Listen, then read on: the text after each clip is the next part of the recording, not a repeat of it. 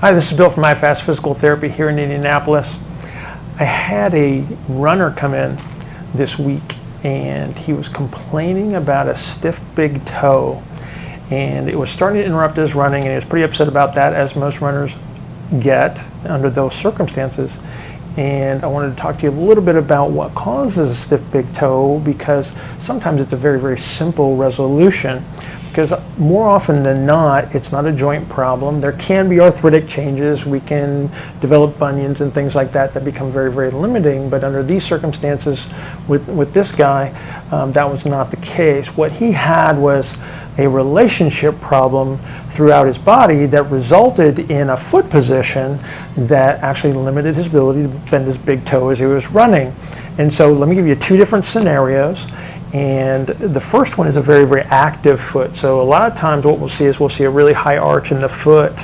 And a lot of people will be branded as a supinator in the running world. And so these people have a very, very, very high tension active foot. So they have a little bit higher arch position.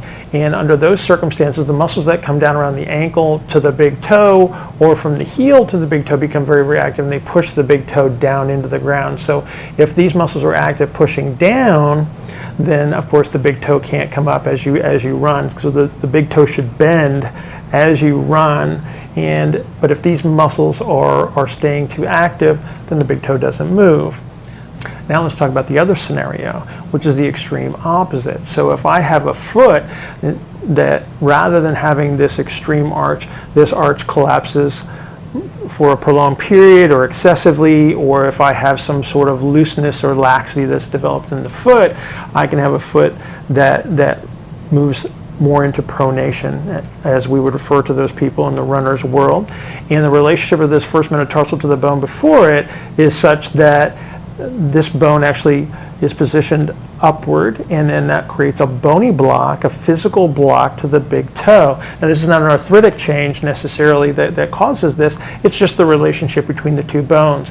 And so in this case, rather than trying to reduce the muscle activity, we want to try to increase the muscle activity in this foot. So again, it might be a relationship that's further up the chain, from the knee to the hip to the pelvis to the torso. Or in some cases, maybe we need to provide a little bit more of an arch structure within the shoe. We could do that with shoe selection, or we occasionally need to utilize an orthotic, which is just an insert that goes into the shoe that's shaped like your foot and helps maintain the sensation of the foot as it moves. And so you'll actually increase the activity of your foot there and maintain that nice mobile arch that we would want to see in a regular foot. So don't just assume that we've got a toe problem. More often than not, these things are toe results.